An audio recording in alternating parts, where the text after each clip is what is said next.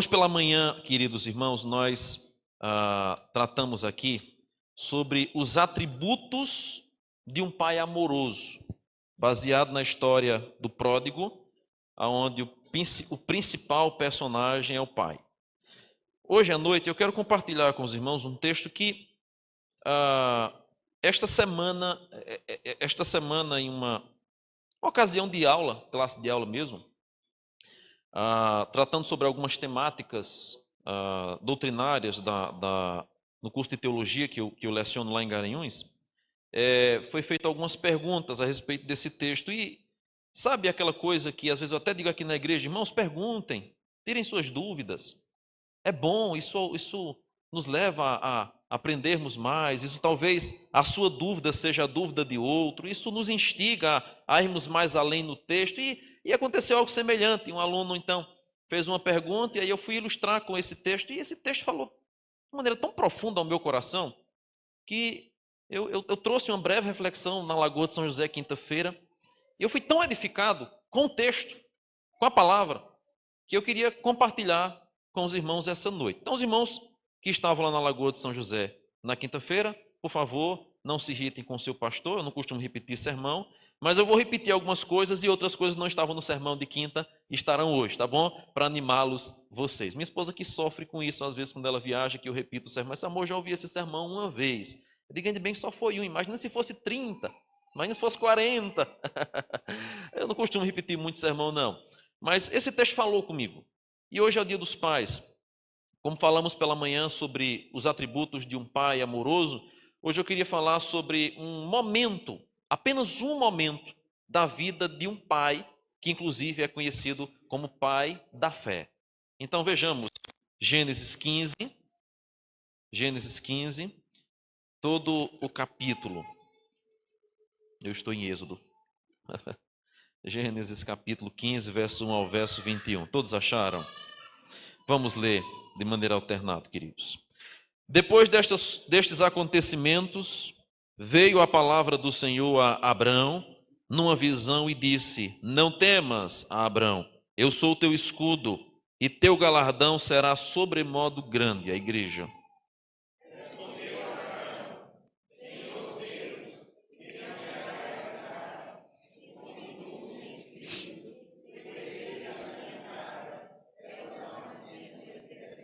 Disse mais Abrão: A mim não me concedeste descendência, e um servo nascido na minha casa será o meu herdeiro.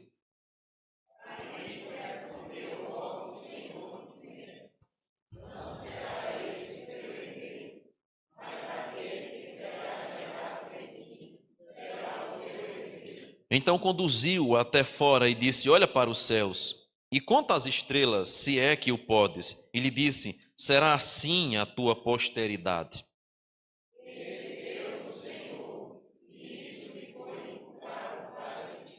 Disse-lhe mais: Eu sou o Senhor que te tirei de Ur dos Caldeus para dar-te por herança esta terra.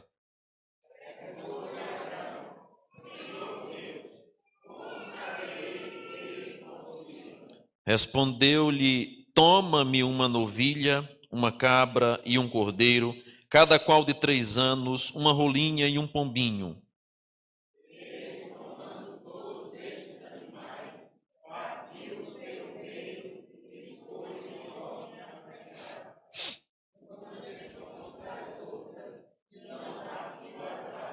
As aves de rapina desciam sobre os cadáveres, porém Abraão as enxotava.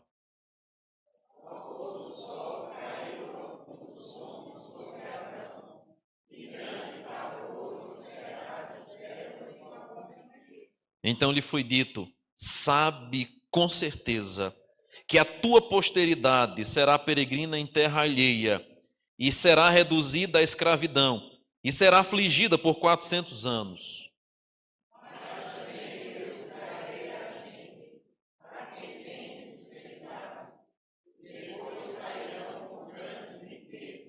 E tu irás para os teus pais em paz, serás sepultado em ditosa velhice.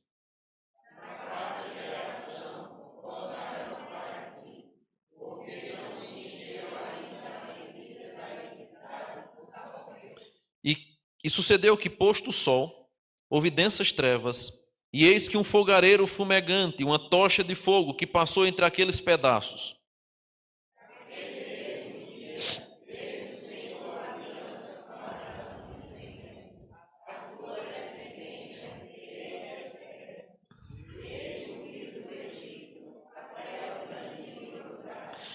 O queneu, o quenezeu, o cadomneu, o amorreu, o cananeu, o gigarzeu e o jebuseu. Amém. Louvado seja Deus. Vamos orar mais uma vez ao Senhor. Senhor amado, a tua palavra está diante de nós. A ti, Senhor, nós já dedicamos os nossos louvores, os nossos dízimos e ofertas, já expressamos ao Senhor a nossa confissão, já te adoramos em nossas orações, e agora que abrimos a tua palavra, Senhor, nós passamos para uma segunda parte do culto, aonde nós que somos teus adoradores, já falamos e já expressamos o que há em nosso coração e o nosso sentimento por estarmos em tua casa. Mas agora é o momento em que o Senhor fala conosco. Por isso que esse culto é um diálogo. Nós falamos e o Senhor, na sua santa, poderosa, soberana vontade, responde-nos e nos instrui. E nós queremos te pedir que nessa noite, o Senhor mais uma vez venha instruir a tua igreja, venha ensinar a tua igreja, venha usar a mim, pobre pecador, venha falar aos nossos corações, venha incomodar-nos, venha, Senhor, a agitar o nosso ser em uma inquietude que nos leve à tua santa e poderosa presença com temor, tremor e santidade.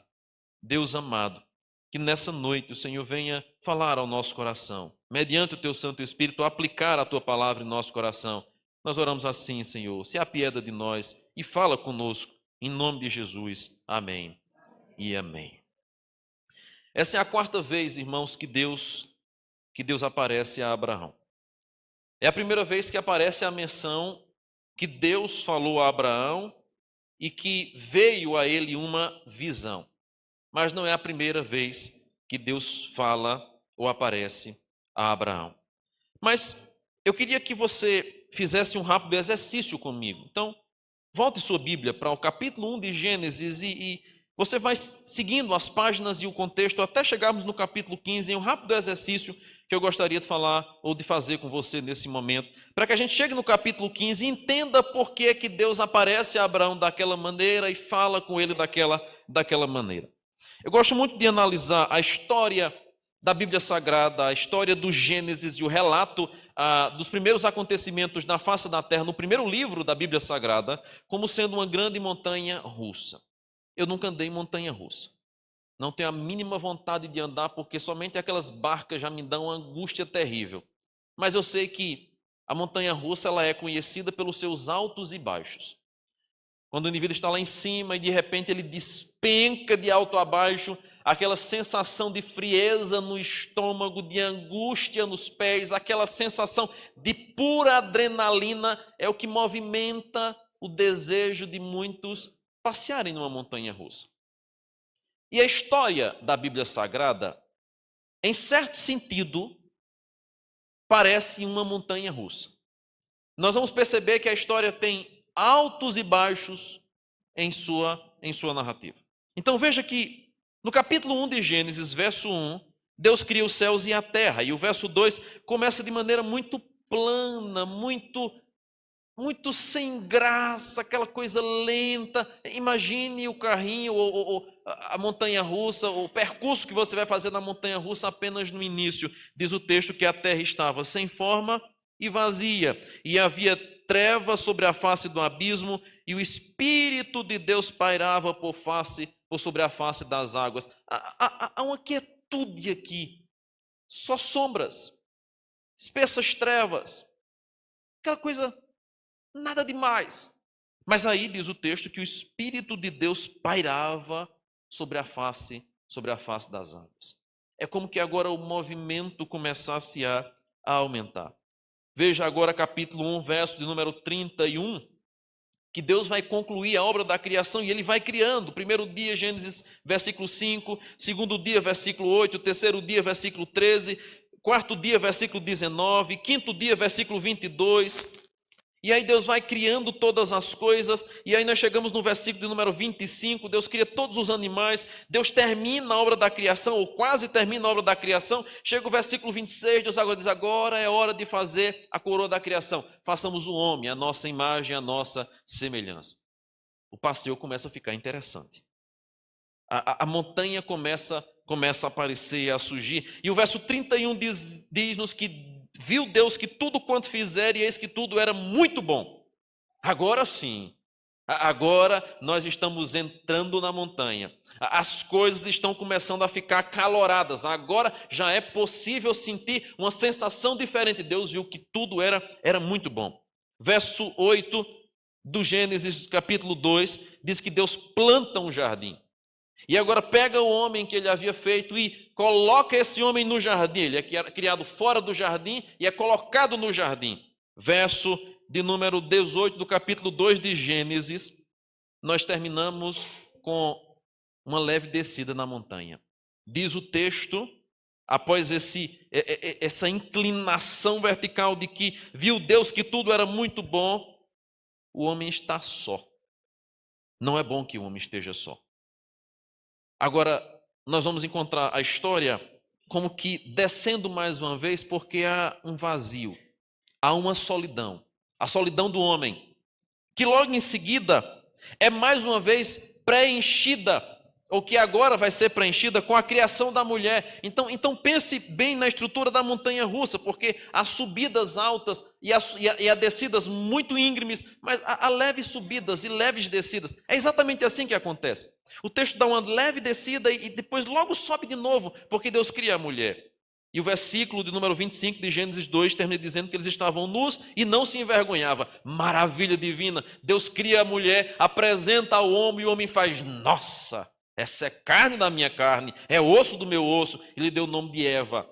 A história de Gênesis capítulo 2 termina no auge da montanha com a criação da mais bela obra de Deus, a mulher que é tirada da costela do homem e entregue ao seu marido, ao seu homem. Ele agora diz, esta é a carne da minha carne. Essa expressão ressalta a maneira, a exclamação, a maneira alegre com que Adão recebe a sua linda esposa. E Deus realiza o primeiro casamento. Tudo terminou na festa. Um grande casamento. Mas aí entramos no capítulo 3. E agora, após chegarmos no alto de um topo, nós vamos encontrar uma longa e íngreme descida, quando então entra a serpente no Éden, tenta a mulher, ela agarra e abocanha a tentação, em seguida dá ao homem, o homem também come daquele fruto, e diz o texto que agora eles estavam se sentindo nus e envergonhados, se escondendo de Deus, mas como não se bastasse, Deus vem até o homem, conversa com o homem, diz o texto que Deus expulsou o homem e a mulher do jardim e colocou querubins à entrada do jardim para proteger aquele lugar. O homem termina, a história termina no capítulo 3 com uma longa descida, eles estão embaixo mais uma vez. Tudo estava indo muito bem, mas de repente desce de novo. E aí chegamos no capítulo 4. No capítulo 4, verso 1, nós temos agora uma leve subida na história. Coabitou o homem com Eva, sua mulher. Essa concebeu, deu à luz a Caim. E ela disse, adquiri um varão com auxílio do Senhor. Aqui você tem um sinal de esperança. Após o pecado, após a expulsão, a mulher dá à luz a um filho e ela expressa que isso foi com auxílio de Deus. Ou seja, ela percebe que Deus está envolvido nessa história e isso é um sinal de esperança, de expectativa. Verso 4, a história ganha uma nova subida inclinada quando diz que Abel trouxe das primícias do seu rebanho e Caim também trouxe uma oferta ao Senhor. Veja, a mulher agora conseguiu gerar filhos, e esses filhos são crentes e estão indo ofertar ao Senhor. Perceba, além de ganhar filhos de Deus, ela agora tem filhos que sacrificam a Deus. Isso é motivo de muita alegria. A história parece que mais uma vez está subindo para o auge da montanha. Quando então, no verso 8, Caim mata Abel. Novamente, nós vamos descer essa montanha e chegarmos na parte baixa mais uma vez. Só que aí, O texto vai caminhando e mostrando a tragédia desastrosa de tudo que veio depois do assassinato de Abel. E como que nós estivéssemos descendo e descendo e descendo, chegamos lá no verso 24 do capítulo 4, e encontramos então a descendência de Caim, que cada vez se tornava pior. Mas no verso 25, o homem torna a coabitar com a mulher. E é quando então nasce um outro filho, que recebe o nome de Sete. E ela diz assim: Deus me concedeu outro descendente em lugar de Abel. E o texto diz então no verso 26, que daí começou a invocar o nome do Senhor. Chegamos ao alto, ou quase no alto da montanha mais uma vez. De uma longa descida, agora demos uma grande subida e estamos chegando no topo. O texto prossegue e lá no versículo 24 você tem de toda essa descendência um homem chamado Enoque. Esse homem foi tão santo, andava tão próximo de Deus que Deus o tomou para si. Primeira história de alguém na humanidade que não experimentou a morte. A esperança de vida, a esperança de imortalidade aparece no texto após a terrível degradação do pecado. Verso número 29 do capítulo 5, nós temos uma menção de um outro nome, Noé. E a respeito desse homem é feita uma promessa, ele vai nos consolar das fadigas, das nossas mãos. Ele vai nos consolar nesta terra que o Senhor amaldiçoou. A história começa a subir e chega no auge mais uma vez. Entramos então no capítulo 6 de Gênesis. E agora, irmãos, nós vamos mais uma vez começar a descer outra vez. Como se foram multiplicando os homens na terra, nasceram filhos, e então daí em diante diz o texto, que viu o Senhor que a maldade do homem se havia multiplicado na terra e que era continuamente mal todo o desígnio do seu coração. Nós estamos mais uma vez descendo a montanha, até que então Deus chama um homem que andava com ele, trazendo uma esperança, para construir uma arca. Mas então no capítulo 7 agora de Gênesis, diz o texto no capítulo 7, verso 6, que tinha Noé 600 anos de idade quando as águas do dilúvio inundaram a terra. E no verso 22 do capítulo 7, tudo que tinha fôlego de vida em suas narinas, tudo que havia em terra seca, morreu. De uma grande subida para um homem temente a Deus, nós agora estamos mais uma vez embaixo com tudo que havia de vida sobre a terra morto. Total vazio sobre a face da terra. Mas uma família estava salva dentro de uma arca. E agora no capítulo 8 de Gênesis, diz-nos o texto no versículo 13, que no primeiro dia do ano 601, as águas se secaram de sobre a terra. E no verso de número 20, quando Noé com a sua família sai da arca depois de longos meses dentro dela, a primeira coisa que ele faz é levantar um altar ao Senhor, tomar animais limpos e oferecer holocausto ao Senhor. Nós agora estamos subindo mais uma vez a rampa da montanha, com um homem temente a Deus, adorando ao Senhor, consagrando aquele novo povo que dali ia surgir com a bênção de Deus. Aí entramos no capítulo 9.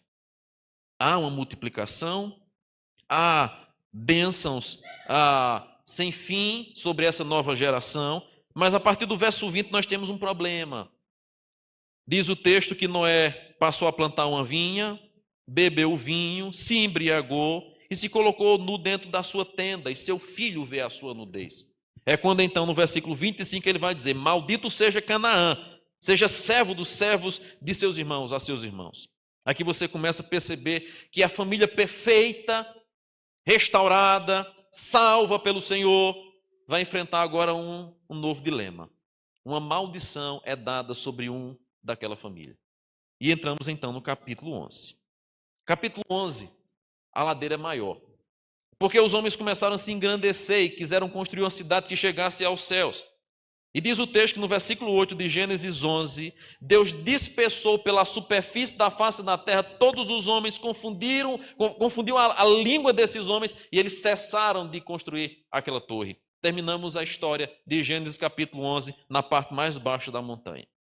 Mas vamos subir outra vez, porque no capítulo 12 Deus fala a Abraão: sai da tua terra, da tua parentela, vai para a terra que eu te mostrarei. Eu te farei uma grande nação, te abençoarei, te engrandecerei o nome, sê tu uma bênção. E Abraão faz isso. Esperança. Deus está prometendo coisa grande, Abraão sai. Mas aí quando chega no verso 13, Abraão entra numa região, por causa da beleza de sua mulher, ele mente. Por causa da sua mentira, Faraó, ou aquele homem quase toma a mulher de Abraão. E diz o texto então, no verso 18, que chamou, pois, Faraó a Abraão, e lhe disse: que é isso que fizeste, Abraão?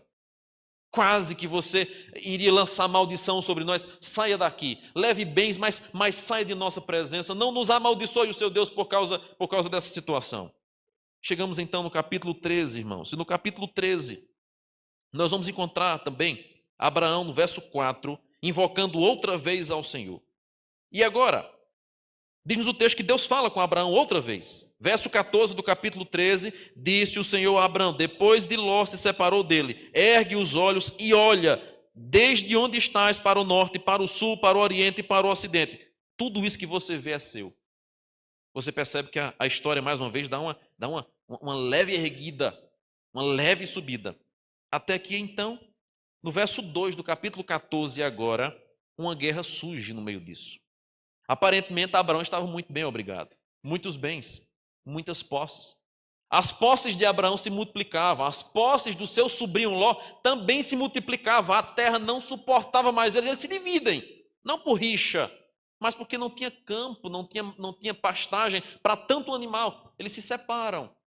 Só que com o passar do tempo, à medida que iam prosperando e crescendo, os reis de Sinar, Arioque, rei de Elazar, verso 1 do capítulo 14, entram em guerra com os reis de Sodoma e Gomorra. E nessa guerra levam como cativo a Ló, sobrinho de Abraão. Abraão sabe da história, saquearam a cidade, levaram Ló preso. Abraão levanta 318 homens, verso 14 do capítulo 14, 318 homens dos mais capazes da sua casa e manda ir-los guerrear para salvar o seu sobrinho Ló. Ló vem. Só que então no verso 18, após voltar Abraão de ferir Quedorlaomé, os reis que estavam com ele saíram-lhe ao encontro, o rei de Sodoma no vale de Savé, que é o vale do rei, e então ali pediram algo a ele. Pediram algo em troca, e ali nós temos um processo de diálogo, e depois vai aparecer Melquisedeque. Abraão oferece a Melquisedeque o seu dízimo, de tudo que ele tinha, ele lhe ofertou 10%. E então chegamos no capítulo 15. E o capítulo 15 começa dizendo assim: depois destes acontecimentos, veio a palavra do Senhor. Que acontecimentos são esses? Uma longa história de altos e baixos do povo de Deus, muitas das quais Abraão ouviu falar e outras que ele mesmo vivenciou, de altos e baixos. Ele havia vencido uma batalha, mas agora certamente seu coração estava temeroso. E se houver um novo levante contra nós? E se agora a guerra entre os reis de Sinar e Sodoma e Gomorra se der para a banda de cá, e se eles agora se juntarem e vierem contra mim? Provavelmente, o texto não nos diz isso, mas provavelmente essa é a razão pela qual Abraão agora estava acuado. Alguns sábios já disseram que o verdadeiro guerreiro, o verdadeiro herói, não é aquele que não teme a guerra quando está indo, mas quando termina ela. E agora perceba que Abraão, mesmo após ter vencido a guerra, ele está temeroso. Veio a palavra do Senhor a ele e disse: não temas. Diante disso, então, eu queria nessa noite meditar com os irmãos sobre uma pergunta: quem é o nosso Deus? Em primeiro lugar, o texto nos apresenta do verso 1 ao verso 4 que o nosso Deus é o Deus que consola. Não temas. Aqui você vai encontrar 3 declarações de Deus a Abraão: não tenha medo, eu sou o teu escudo, eu darei a você uma grande recompensa. Veja a maneira como Deus vai trabalhar o coração daquele homem, lhe dando 3 grandes declarações. Não tenha medo, Abraão. Não temas, porque eu estou com você. Eu sou o teu escudo. A imagem do escudo é uma peça que garantia a integridade do soldado na batalha. Deus está dizendo: Abraão, a maneira que você está guardado e seguro não depende dos seus homens. Ele manda 318 homens capazes para guerrear, e esses homens conseguem lograr êxito na vitória. Mas Deus está dizendo, eles não são o teu escudo sou eu. Não temas, eu sou o teu escudo. Mas diz também, eu te darei uma grande recompensa. Só que agora, irmãos, o pai da fé tem algumas dúvidas. Verso de número 2, respondeu a Abraão, Senhor Deus, que me haverás de dar? Se continuo sem filhos, e herdeiro da minha casa é o Damasceno Eliezer. Gênesis 12, Deus faz a promessa, sai, que de ti farei uma grande nação. Passa-se Gênesis 12, 13, 14, agora capítulo 15. Muitos anos se passaram até chegar aqui. E como é que estava Abraão? Mesmo jeito, sem filhos, sem expectativa nenhuma. E agora Deus vai dizer, Abraão, não temas, eu sou o teu escudo, eu sou o teu galardão, ou o teu galardão será sobremodo grande. Ele vai dizer, mas Deus, o Senhor prometeu isso lá atrás, e até agora nada. Como é que eu vou crer? Como é que eu vou acreditar nisso? Ele tem dúvidas, irmãos. E aqui cabe-nos uma aplicação antecipada. Há momento na nossa caminhada cristã que a gente passa por algumas aflições que a gente não consegue enxergar absolutamente nada de bom. E que a gente às vezes enfraquece na nossa fé, esfriamos na nossa fé, e a gente diz assim, meu Deus, eu acho que eu não sou mais crente não. Eu sinceramente acho que eu não sou mais crente. Eu perdi a fé.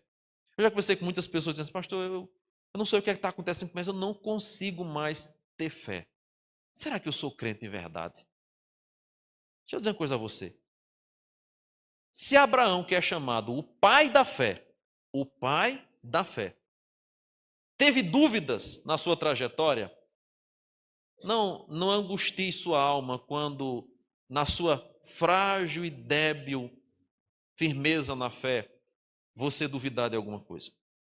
Se o pai da fé duvidou, é muito provável que eu e você venhamos a duvidar ao longo da nossa caminhada de muitas coisas que acontecem ao nosso redor. Por isso, então, que nós vamos perceber que a nossa fé não está apoiada em nós mesmos. Nem também somos nós que sustentamos e fortalecemos a nossa fé. A nossa fé não se apoia em nós, a nossa fé se apoia em Deus. E é Ele que apoia e sustenta a nossa fé, e guarda a nossa fé, e segura-nos pelos braços. Por isso que o Salmo 40, versículo 3, quando diz que Deus o tirou de um lamaçal de lamas, diz que Ele lhe firmou os passos. É Deus o responsável por nos firmar a fé. Além disso, em segundo lugar, quem é o nosso Deus? Além de ser um Deus que consola, é também um Deus que abre a nossa visão. Veja comigo, por favor, o verso 4 ao verso número 6. Deus agora diz assim: a isto respondeu logo o Senhor, dizendo: não será esse o teu herdeiro, mas aquele que será gerado de ti será o teu herdeiro. Então, conduziu-o até fora e disse: olha para os céus e conta as estrelas, se é que podes. Veja que agora Deus vai tomar algumas ações para tentar clarear na mente de Abraão, para que ele pudesse ver. Primeira coisa que Deus faz é: Eliezer não será o seu herdeiro. Ele não tinha gerado ninguém. Ele disse: não tem ninguém que possa ser meu herdeiro. Eu vou passar tudo para quem nasceu aqui na minha casa. Deus disse: não, a minha promessa é que seria um descendente seu, vai sair de você um herdeiro. Seguida, para atestar Abraão, ele toma Abraão e o conduz para o lado de fora, e agora faz um desafio: conta as estrelas. Conta as estrelas. Tenta contá-las. Não te preocupa, não vai criar verruga nas tuas mãos. Tenta contar as estrelas, se é que podes. No momento que Deus mostra os céus a Abraão, ele diz assim, ele disse: será assim a tua posteridade. Veja que Deus agora abre a visão de Abraão, mostrando a ele os céus. Imagina você naquela época, um céu completamente livre de qualquer interferência de iluminação na terra. Quão belo não deveria ser. Se você hoje vai na zona rural, que é repleta de iluminação, porque quando a gente olha ali da Lagoa de São José, em alguns sítios aqui da região, para aquela parte de Alagoas, você olha para baixo e você está vendo uma cidade, né? Parece uma grande cidade. Nada mais é do que a zona rural, de Estrela, de Canafiste, e algumas partes pegando ali para Palmeira dos Índios. Você diz, rapaz, que cidade é aquela? Não é cidade, não é sítio. Cheio de iluminação, cheio de luz. E isso interfere a maneira que a gente consegue, a olho nu, ver as estrelas no céu. Imagina naquela época que Abraão estava num ambiente onde não havia nenhuma iluminação que interferia a sua visibilidade do céu. Tenta contar as estrelas. Eu creio que Deus faz isso propositalmente numa noite limpa e muito estrelada. E Abraão fica ali perdido, sem saber nem por onde começar. E ainda que ele começasse, logo ele ia se perder. Porque a Bíblia diz que as estrelas do céu são como os grãos de areia que há na praia. Os cientistas já chegam a afirmar que há mais estrelas no céu do que todos os grãos de areia em todas as praias do mundo. Não tem como contar. E Deus chama Abraão para olhar para isso, para contar isso, se é que tu podes, Deus diz a Abraão. Logo em seguida, verso 6, nós encontramos a mais bela declaração. Diz o texto que Abraão creu no Senhor e isso lhe foi imputado para justiça. Abra a sua Bíblia em Gálatas, capítulo 3, verso 6 ao verso 9, depois vamos ler Romanos também.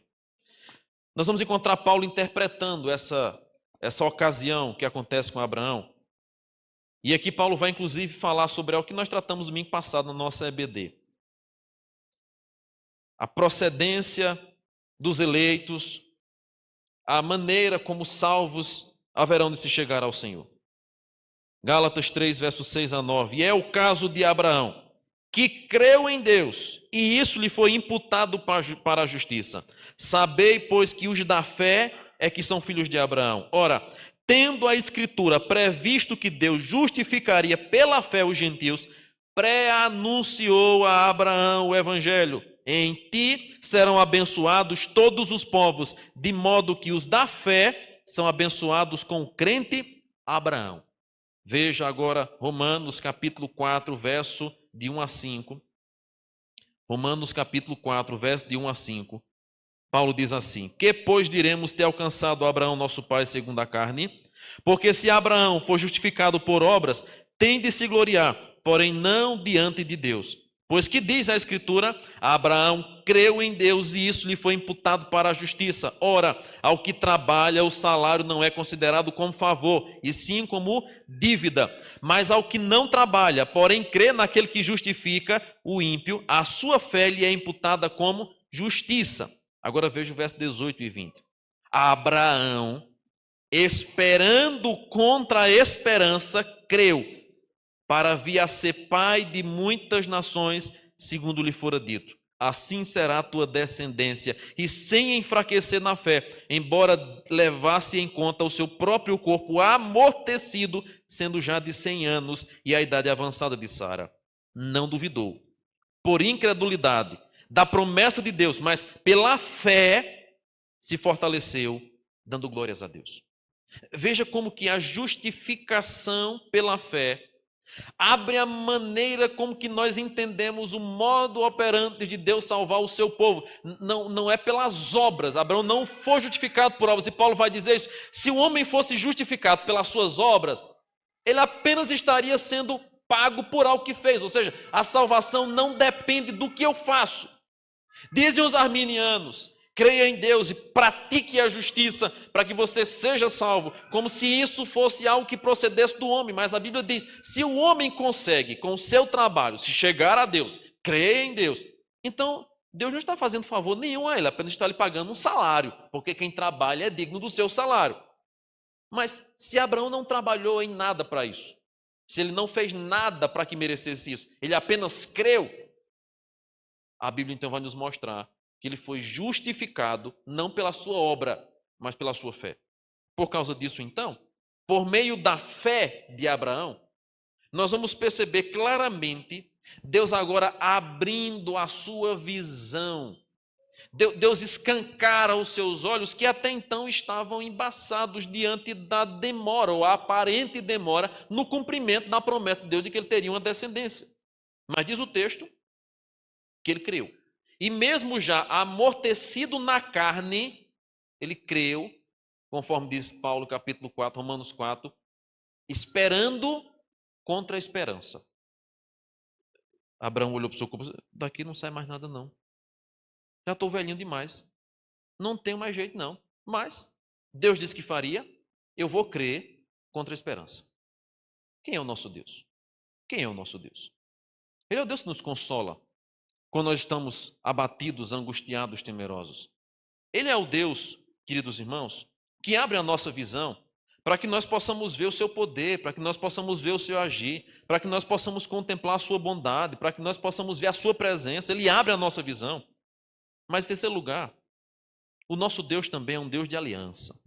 Verso de número 7, volto lá para Gênesis, ao verso de número 11, nós vamos perceber que agora Deus vai proceder de uma maneira muito curiosa, por assim dizer, nesse diálogo com Abraão. Diz-nos o texto. Eu sou o Senhor. Veja a afirmação de Deus. Eu sou o Senhor, que te tirei de Ur dos Caldeus para te dar-te por herança esta terra. Perguntou-lhe Abraão, Senhor, como saberei que eu hei de possuí-la? Quem é o nosso Deus? Deus consolo. Deus que abre nossa visão. Mas um Deus que faz uma aliança, ou um Deus de aliança. Como é que eu vou saber? Como é que eu vou saber o que o Senhor está prometendo? Qual é a resposta de Deus, verso 9? Toma uma novilha, uma cabra, um cordeiro, cada qual de 3 anos, uma rolinha e um pombinho. Toma eles, parte-os pelo meio, põe uns de frente dos outros. Aqui nós temos agora, irmãos, Deus iniciando um processo de pacto com o homem. Há uma grande distância entre nós e Deus. Nós não fazemos o bem se antes Deus ordenar. Nós não temos nada por conquista, mas por condescendência que nos é dado por Deus. Por causa do pecado, o homem agora se afastou de Deus, e para que ele se volte para Deus, Deus agora precisa tomar uma iniciativa e ir até ele, é o que ele faz em Gênesis 3:8. Por isso que o pacto é uma iniciativa divina. Pela distância que tem entre o homem e Deus, agora Deus mesmo toma a iniciativa e vai até Abraão. Veja que é Deus que vem a Abraão. Deus toma a iniciativa. E o que é esse pacto? Esse pacto é um compromisso, é uma aliança entre as partes. Na história bíblica, ele foi soberanamente administrado por Deus, algo que o Palmer Robson vai chamar de pacto de sangue. Todo pacto era simbolizado por sangue. E Hebreus vai dizer que sem derramamento de sangue não há remissão de pecados. Há alguns tipos de pactos. Há o pacto que é feito pelo homem com o homem, por Deus com o homem e pelo homem com Deus. Ou seja, há muitos tipos de contratos, de pactos, de alianças que nós podemos fazer. Nós podemos nos aliançar um com o outro em casamento, em contratos. Nós podemos nos aliançar com Deus em um compromisso, em um voto que nós fazemos ao Senhor. Mas há, sobretudo, um pacto onde Deus faz uma aliança conosco. Deus vem a nós. Por isso que ele toma a iniciativa.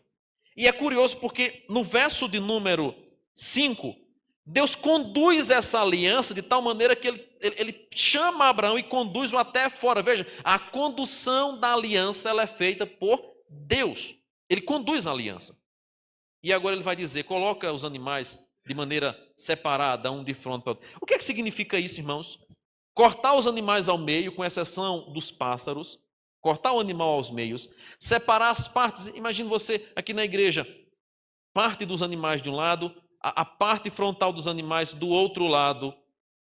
E agora, diz o texto, que as aves de rapina desciam para tentar pegar aquela carne. Só que aí, então, o versículo número 11 diz assim, as aves de rapina desciam sobre os cadáveres, porém Abraão as enxotava. O que é que isso significa? O que é que isso expressa? Normalmente, as aves de rapina, os urubus, os gaviões e outras aves mais que gostam de carne podre ou em apodrecimento, ou animais que estão para morrer, dificilmente eles descem imediatamente após você matar o animal. Não, está ali no processo de sacrifício, de abatimento, dificilmente, a menos que já tenha aves por ali por perto, mas dificilmente você vai abater um porco agora, uma cabra agora, e já vai descer aquele monte de urubu. Não, não é assim que funciona. Normalmente demora um tempo até que eles sintam o cheiro, percebam, começam a dar sinais para que os demais comecem a rodear e se chegar. O que é que isso indica? As aves desciam e Abraão tinha que enxotá-las. Provavelmente Abraão faz isso no início do dia, no raiar do dia, como é cultural fazer matanças logo pelo amanhecer, e passa o dia inteiro e Deus não vem para receber o sacrifício que ele fez. Por isso que ele ia lá e enxotava. Só que agora eu quero que você preste muita atenção no verso 12. Ao pôr do sol, caiu profundo sono sobre Abrão, e grande pavor e cerradas trevas o acometeram. Aqui nós costumamos dizer, na nossa estrutura de hermenêutica missional que estamos até estudando aqui pela manhã, que é como que agora Deus fosse iniciar, mais uma vez, a recriação de algo que nós já vimos no passado. A última vez que Deus fez um homem cair em pesado sono, terminou de maneira extraordinária. Lembra qual foi?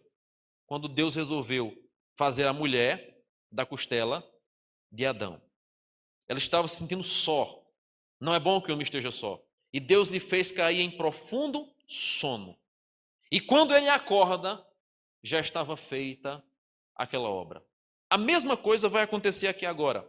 Abraão cai em profundo sono. E diz o texto que grande pavor, cerradas trevas o acometeram.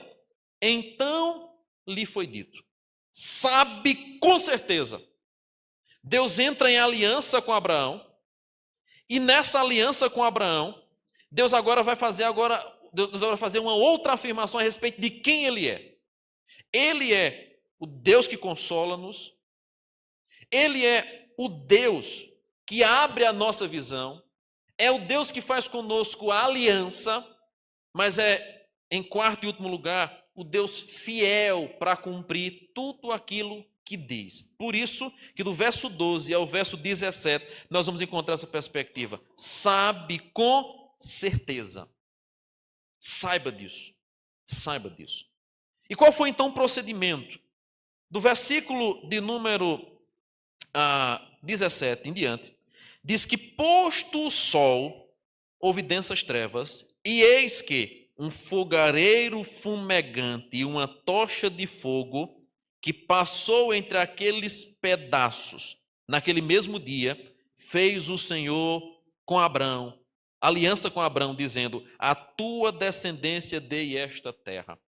Irmãos, em Jeremias capítulo 34, nós vamos encontrar a menção a esse tipo de pacto que era feito. Nós temos muitos tipos de aliança, conforme eu já falei. E na nossa cultura, nós temos também outros tipos e outros formatos de contrato. Algumas culturas, por exemplo, quando vai realizar o casamento de um homem e de uma mulher, na cerimônia, o cerimonialista, o responsável, o líder religioso que está celebrando a cerimônia, muitas vezes faz um corte na mão dos noivos. Eu já vi isso em uma cultura muito, muito curiosa.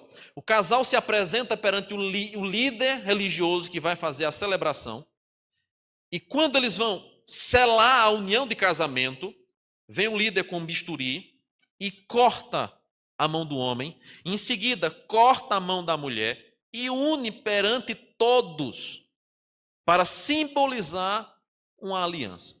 Há outras culturas que fazem apenas um pequeno furo na ponta do dedo para sair uma gotinha de sangue, e quando acabar encosta o dedo do homem no dedo da mulher e ali eles fazem uma aliança de sangue. É bem verdade que as culturas de casamento são diversas, há muitas, mas a base, o nascimento, o nascedouro do casamento está instituído em Gênesis 1 e 2. Deus é que instituiu o casamento. Deus é que celebra o primeiro casamento. Deus é que realiza essa aliança. E a Bíblia mostra que toda aliança ela é permeada por sangue.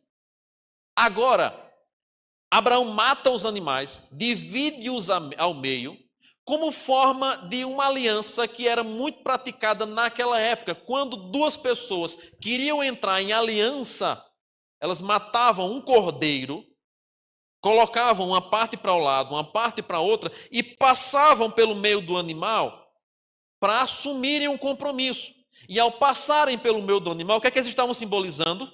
nós vamos cumprir o nosso pacto, nossa aliança até a morte. Ou seja, se um de nós dois quebrarmos o pacto, que aconteça, o que suceda a quem quebrar o pacto, o que aconteceu com esses animais, parta ao meio o quebrador de aliança.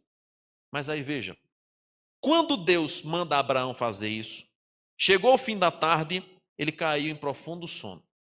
E aí Deus vem. Eu não sei porquê, mas parece-nos que Deus gosta do fim da tarde. É no fim da tarde que ele visita o homem lá no Éden.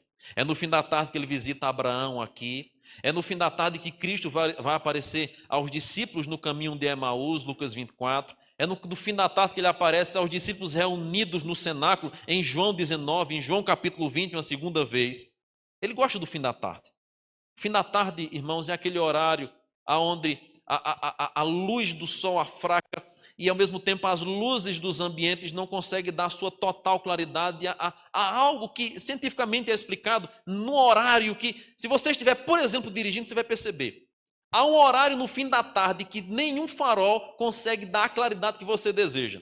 Nem está totalmente escuro, nem está totalmente claro. Você liga o farol do carro, parece que não está ligado.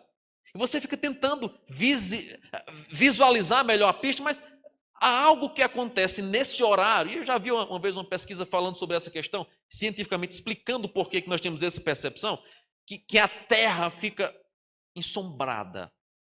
É nessa hora, na hora que antecede a escuridão, que Deus vem, que Deus chega e diz, eu estou aqui, eu cheguei, não temas, Abraão, eu estou com você. É nessa hora que Deus vem, e quando ele vem, Abraão não faz absolutamente nada a respeito desse pacto. O que é de se esperar? Se os homens normalmente faziam pactos passando pelo meio, um depois o outro que estava entrando na aliança, era de se esperar que Deus viesse, entrasse em acordo com Abraão, Deus passaria por meio dos animais, depois Abraão se levantaria, passaria também por meio dos animais. É isso que acontece? Não. Diz-nos o texto que apenas um fogareiro fumegante e uma tocha de fogo passou entre aqueles pedaços. E o texto vai dizer então que naquele dia fez o Senhor aliança com Abraão. Sabe o que é que significa? O nosso Deus não está fazendo com Abraão uma aliança bilateral, onde Deus e Abraão vão se responsabilizar pelo cumprimento. Deus está fazendo com Abraão uma aliança ou um pacto unilateral, aonde ele dita as regras e ele se compromete em se amaldiçoar caso não cumpra a sua palavra. Lembra da pergunta de Abraão? O que é que eu farei para saber se vai se cumprir, vai acontecer isso? Deus agora vem e diz, eu me submeto ao pacto para mostrar a você que eu vou cumprir. Se porventura eu não cumprir a minha palavra, que me aconteça o que está sendo feito com esses animais. O Deus que é eterno, que é imortal, diz a Abraão, se eu não cumprir, me mate. Me mate se eu não cumprir. O que é esse Deus que está fazendo? Qual o propósito disso? Deus agora está mostrando a Abraão de maneira muito clara, quando ele diz, sabe com certeza que a minha palavra vai se cumprir. Creia no que eu estou dizendo. Eu sou o Deus de aliança, eu sou o Deus de promessa, mas eu sou o Deus fiel, que cumpro todas as minhas palavras. Diante disso, então, irmãos, quem é o nosso Deus? É Deus que nos consola. Ele sabe da nossa dor, ele nos consola. Ele é o Deus que abre a nossa visão, nosso entendimento. Ele fez uma aliança, um pacto conosco. E ele vai cumprir todas as suas palavras. Passarão os céus e a terra, mas a sua palavra não passará. Isso aqui cabe-nos algumas lições que esse texto tem a nos ensinar. Em meio a esse relato de Abraão, isso deve servir para nós de forte consolo e alento ao coração fraquejante, ao coração que está trôpego na sua fé. Nós precisamos entender que quando o medo nos sobrevier, nós devemos lembrar que ele nos guarda e diz-nos, não tema. Quando você estiver vendo, ou quando você não estiver vendo nenhum sinal de esperança, lembre de Abraão. Romanos capítulo 4, ele esperou mesmo contra a esperança. Creia no Senhor, creia na palavra que ele disse. E eu quero que você lembre ainda de alguns exemplos na Bíblia Sagrada, de pessoas que foram levados a ver aquilo que Deus fez. Moisés, em Êxodo 14, quando o povo chega diante do mar, todo mundo começa a se desesperar, era melhor morrer no Egito, lá tinha corpo para todo mundo, trouxéssemos aqui para morrer nessa terra, não vamos ser nem sepultados. Moisés interfere e diz, olhem e vejam o livramento de Deus. Há um momento da história também que 1 Reis, capítulo 18, descreve, após um grande período de seca, de 3 anos sobre a terra, o profeta ele dizendo ao seu moço, vai lá fora, vê como é que está o tempo. O moço diz, eu vejo apenas uma pequena nuvem do tamanho da mão do homem. Ele disse, é o que basta. Esse é o sinal que a chuva vai descer. Esse é o sinal que Deus vai mandar muita chuva de lá para cá. Há outro momento também, 2 Reis, capítulo 6, onde o profeta Eliseu estão cercados pelo exército sírio. O moço do profeta Eliseu se desespera e diz, ai meu senhor, o exército está diante de nós, o que faremos? Ele ora.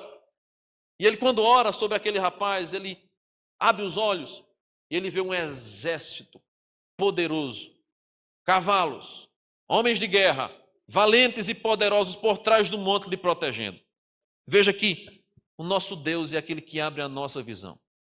Momentos que nós não conseguimos enxergar a saída, momentos que a gente não consegue enxergar a solução, momentos que nós não conseguimos enxergar oportunidade nenhuma, mas Deus vem e é aquele que abre a nossa visão. Veja o livramento, veja a minha presença, veja a minha bondade, veja o meu cuidado. Olhe para a história, Abraão, olhe para o que eu fiz, eu sou o mesmo, eu não mudei, eu estou com você. Veja isso. Além disso, irmãos, quando você estiver inseguro, lembre-se também que você tem um Deus que trabalha. Porque Ele é um Deus de aliança, é um Deus que faz um pacto. E nesse pacto Ele se compromete em cumprir as regras do pacto. Eu vou cumprir as regras do pacto. Por isso que Abraão não faz nada nesse pacto, ele não passa pelo meio. É o fogareiro e a tocha de fogo. É Deus que diz, as regras da aliança são essas, mas quem vai conduzir elas sou eu. Sabe por quê? Capítulo 16, o que é que Abraão faz? Veja aí na sua Bíblia, capítulo 16, o que é que Abraão faz? Passou mais um tempo, Abraão continuou sem gerar filhos, Sara, sua mulher, ou Sarai, sua mulher, também impaciente diante daquela situação, diz, ô meu velho, esse negócio está demorando, toma Agar, possui ela, talvez Deus esteja dizendo que através de um filho feito por você, mas outra mulher, numa serva minha, a promessa se cumpra.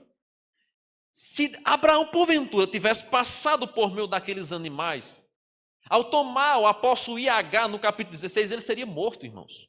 Quebrou o pacto, quebrou a aliança. Por isso que Deus não deixa Abraão passar no meio das partes cortadas. Sabe por quê? Porque eu e você somos quebradores de aliança. Eu e você somos quebradores de pactos. Deixa eu lembrar alguns pactos que nós quebramos. No casamento. Quando nós fazemos juras e mais juras, na saúde e na doença, na pobreza e na riqueza, até que a morte separe. Vem a traição, vem as lutas, vem a enfermidade, vem uma crise financeira. Muitos casais não resistem e se separam, quebram o pacto. Nós fazemos aliança aqui quando nós, por exemplo, professamos a nossa fé. Eu prometo servir a Deus, eu prometo ser fiel com os meus dízimos e minhas ofertas, vou sustentar a igreja, vou dar bom testemunho, vou trazer meus filhos, vou honrar a minha fé, vou me submeter à minha liderança. Aí você passa um aperto financeiro, a primeira coisa que você tira é seu dízimo, quebrador de aliança. Aí você é cristão, batizado nessa igreja, não dá bom testemunho lá fora, quebrador de aliança. Aí você de repente se estranha com o presbítero da igreja, com o pastor da igreja, porque ele disse uma coisa que você não gostou, porque não agradou você fica com raiva da liderança, você não se submete mais à liderança. Aí você de repente está frio na fé, você está ali vivendo sua vida vazia, longe de Deus, deixa de vir para os cultos, quebra o quarto mandamento, fica em casa, acomodado. Você e eu somos quebradores de aliança. Mas Deus é tão gracioso, que nós somos justificados pela fé. Isso não anula nossas obras, mas somos justificados pela fé. Porque se fôssemos nós responsáveis de cumprirmos 100% desse pacto, estaríamos todos condenados ao inferno, porque somos quebradores de aliança. Mas Deus não permite Abraão passar, só quem passa é ele. Porque nós falhamos, nós quebramos o pacto, nós esquecemos dos compromissos que assumimos, mas Deus não esquece. Por isso ele diz assim, veja, saiba com certeza, o meu pacto, a minha promessa, a minha palavra vai se cumprir. Nós temos um Deus que é fiel. Ele não falha, ele não volta atrás, ele não posterga a sua promessa, ele não anula a sua promessa, ele não muda de opinião, ele é imutável. Sabe, Abraão, com certeza eu vou cumprir a minha palavra. Finalmente, quando você estiver que as suas lutas, que as suas aflições estão demorando demais, lembre que Deus é fiel para cumprir as suas promessas no tempo certo.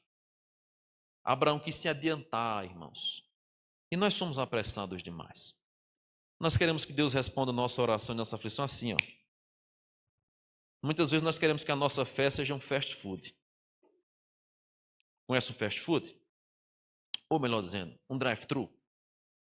Já foi a Caruaru, uma cidade maiorzinha que tem aqui perto, você vai saber muito bem como é isso. Vai lá no McDonald's, qualquer outra rede de fast food, você chega ali com o carro e diz aqui, olha, eu quero um sanduíche assim, eu quero uma batata frita, eu quero esse sorvete e um refrigerante. Ok, beleza, chega no próximo caixa, você coloca seu cartão, você paga o valor, ok, obrigado, chega mais aqui à frente, está aqui o pedido, eu já vou comer e vou desfrutar do meu pedido.